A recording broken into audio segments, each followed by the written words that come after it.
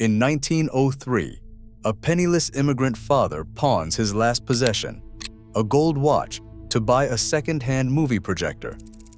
His 4 sons, barely speaking English, start screening silent films on borrowed funeral chairs in the back rooms of Ohio and Pennsylvania. Within a decade, they are risking everything to defy Thomas Edison's brutal monopoly on American cinema. But what no one tells you is how their story of survival, betrayal, and ambition shaped everything Hollywood became.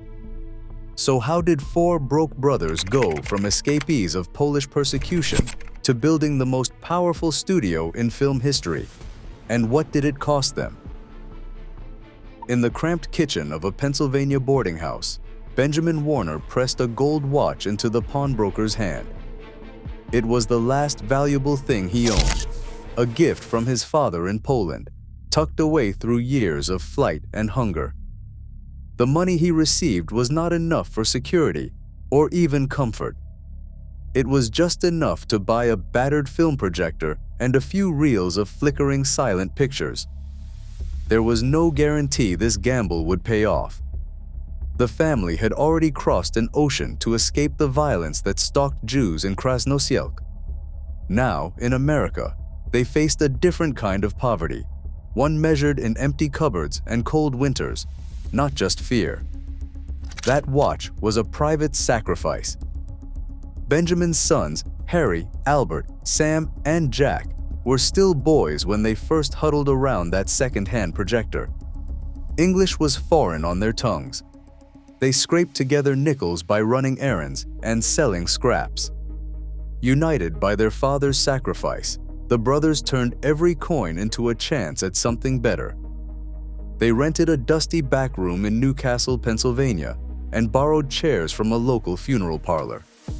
Night after night, they hauled the heavy machine through alleys and up narrow stairs, praying the reels would not jam and the audience would not leave. In those cramped rooms, they learned the meaning of hope. For the Warners, each screening was a risk. The pawn ticket for the watch hung over them like a debt they could not escape. Failure meant more than lost money. It meant letting down the family that had already given up almost everything. But in those uncertain rooms, as the images flickered to life and the crowd gasped or laughed, the brothers found a fragile hope. Every dollar earned was a step away from the old world's fear and the new world's hunger. And behind it all stood Benjamin's empty wrist, a silent reminder that nothing worth building comes without sacrifice. Harry Warner eyed the empty rows before the first show and counted every seat that didn't exist. The brothers had no money for proper furnishings, only a battered projector and a rented back room. So Harry and Albert walked straight to the local funeral parlor, offering the undertaker a few borrowed dollars and a promise to return every chair by morning. That night, the audience perched on mismatched creaking seats meant for mourners, not moviegoers. If anyone noticed, they kept quiet. 5 cents was still 5 cents, and the novelty of moving pictures drowned out complaints. When Memorial Day arrived and the funeral home needed its chairs for a widow's service, the brothers faced a problem. Instead of canceling the show, Albert slipped the widow a small bribe, enough for her to wait until the last reel finished spinning. The crowd cheered, the brothers pocketed their nickels, and the widow got her chairs, if not her piece. Every solution came with a little risk and a little hustle. Early Nickelodeon economics were unforgiving. Each night, the Warners scraped together enough nickels to cover the rental, the film reels, and the undertaker's patience. Profits were slim, but the formula worked. Fill every seat, pay off whoever needed paying, and never let an empty room kill the dream. Harry and Albert became masters of the quick fix, always searching for new ways to stretch a penny or squeeze in another customer. Each borrowed chair, each quiet deal, was a lesson in survival. The business was built on ingenuity as much as ambition, and every night's receipts bought them one more day out of poverty and one step closer to something bigger. Thomas Edison's Motion Picture Patents Company ruled the early film industry with ironclad control. Every projector, camera, and reel of film seemed to carry a hidden price, patent fees that could squeeze a small operator dry. For the Warners, each screening came with the risk of a lawsuit or a visit from Edison's hired men. The cost of doing business rose with every new demand from the trust, and independent theaters across Pennsylvania began folding under the pressure. Harry Warner refused to fold. He saw the danger and moved quickly, forging an alliance with Carl Laemmle, the stubborn German immigrant behind the independent motion picture company. Laemmle's Pittsburgh Exchange offered a lifeline, films that sidestepped Edison's patents, and a network of fellow rebels willing to fight back. The Warners became key players in this underground circuit, shuttling reels across state lines and ducking the trust's enforcers. In 1912, the brothers scored a windfall. Distributing the Italian epic Dante's Inferno, they cleared $1,500 in profit, more than they had ever seen from a single film. That money did not go to comfort or safety. Harry and Albert poured it straight into a new venture, Warner Features, their first independent production company. Albert and Harry opened an office in New York, betting big on the East Coast's growing appetite for movies. Sam, meanwhile, set up shop in Los Angeles, drawn to the technical possibilities of the West. Jack took charge of the San Francisco Exchange, eager to prove himself far from his brother's shadows. The Warners were not just fighting to keep their own business alive.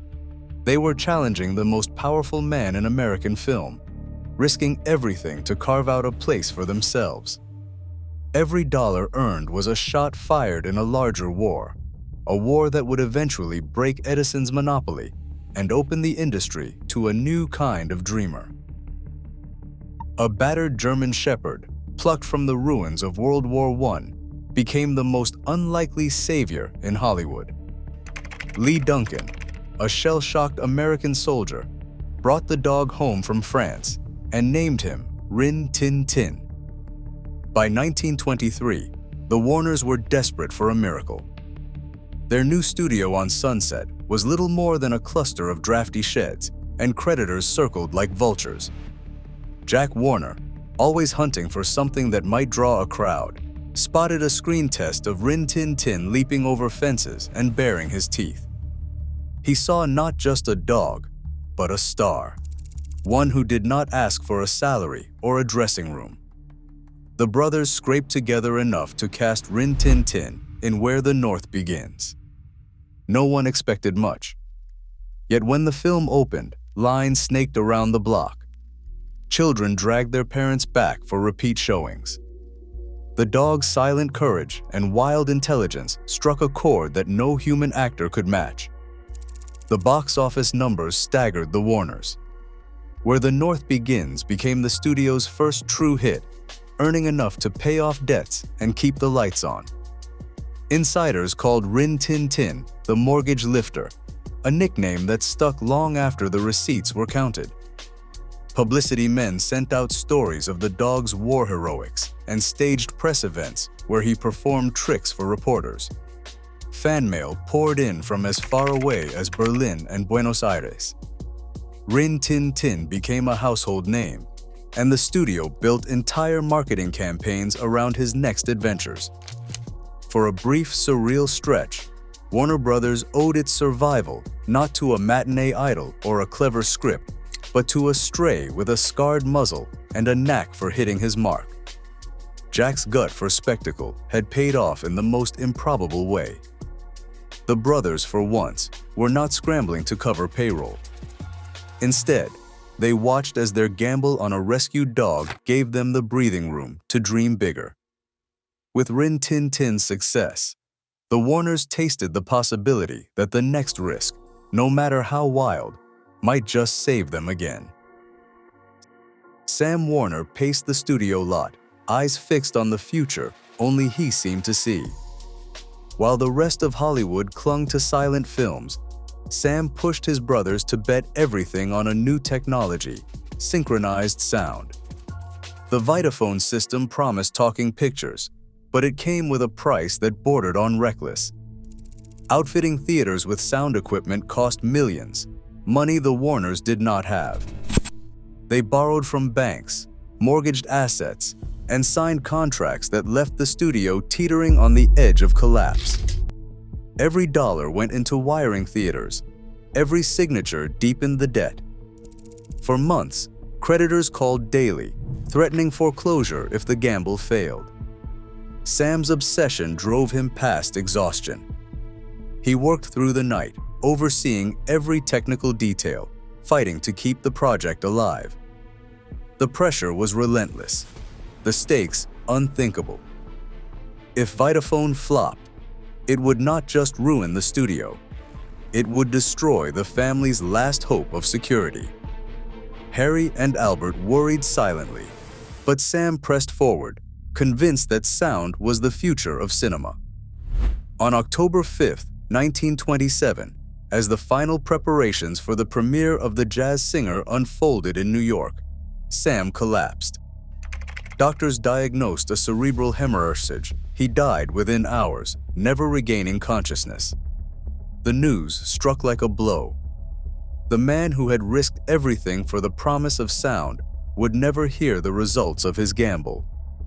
The next night, October 6, 1927, The Jazz Singer opened to a packed house at the Warner Theater. Al Jolson's voice rang out, "You ain't heard nothing yet," and the crowd erupted.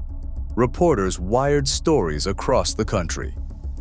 The age of talking pictures had begun. Within days, the Warners' fortunes reversed. Loans were repaid, creditors silenced, and the studio claimed its place at the top of Hollywood. But in a quiet hotel room, the three surviving brothers sat Shiva for Sam. None attended the premiere. The world celebrated their triumph, but the man who made it possible was gone.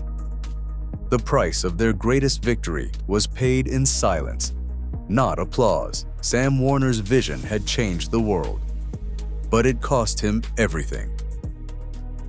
In 1939, while most of Hollywood looked the other way, Warner Brothers made a choice that would cost them dearly. Across America, pro-fascist rallies drew thousands, and 20,000 people packed Madison Square Garden that February, banners draped with swastikas, the crowd chanting for an American version of the Third Reich. Studio heads, terrified of losing the lucrative German market, bowed to pressure from the Hayes office and the State Department. They banned any film that criticized Hitler or his regime. The silence was near total. But Harry Warner, still haunted by memories of pogroms and fleeing Poland, refused to be cowed. He pushed the studio to produce the film Confessions of a Nazi Spy, a film that named the threat directly, showing Nazi agents operating on American soil. The censors demanded changes. German diplomats threatened boycotts. Trade associations warned that defiance could mean financial ruin. The other studios stayed out of it, unwilling to risk their profits or provoke the fury of American isolationists. For Warner Brothers, the stakes were clear. Release the film and lose access to foreign markets, or stay silent and betray everything the family had survived to escape. Harry stood firm. The film opened in May 1939, months before Hitler invaded Poland, and months before Hollywood dared speak out. The studio braced for the fallout. German theaters blacklisted Warner Brothers films. Pro-fascist groups in the US called for boycotts. Shareholders grumbled about lost revenue and political meddling. But the film ran anyway, its message impossible to ignore. Harry Warner's decision was not just about business. It was a stand drawn from the scars of exile, a warning to a country that did not want to listen. In a town built on illusion, the Warners risked everything for a truth that most preferred to keep off screen. Their defiance would become a rare act of moral courage in an industry more often defined by compromise. In 1955, the Warner Brothers gathered for what was supposed to be their final act together. The company they had built from nothing was up for sale. Harry, the eldest, made one last demand. If he and Albert were to step away, Jack must go too. The brothers signed away their shares, believing the Warner era was ending. But as the ink dried, Jack's real plan surfaced. Behind closed doors, he had struck a deal with Serge Semenenko, a Boston banker. Through a syndicate, Jack bought back the controlling shares, 800,000 in total, leaving his brothers out in the cold. Within days, Jack returned to the studio lot as president, the only Warner left in charge. Harry learned the truth not from Jack, but from the headlines. The news hit him like a blow. Already weakened by years of stress, Harry collapsed, suffering a massive heart attack and a stroke. He never fully recovered. When he died in 1958, his widow said he didn't die. Jack killed him. Jack's reign was absolute.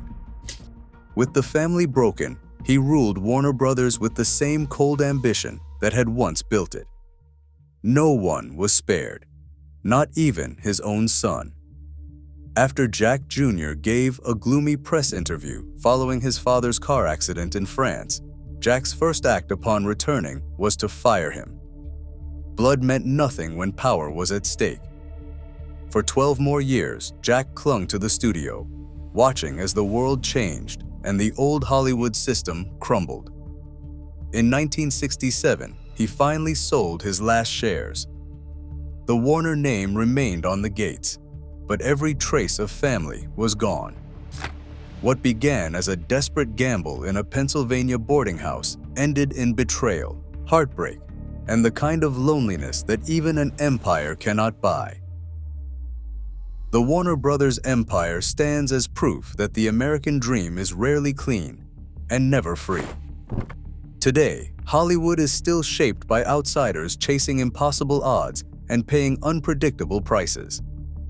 As new voices fight for a seat at the table, the question remains, what will we sacrifice next to redraw the boundaries of power and culture? Share your thoughts below.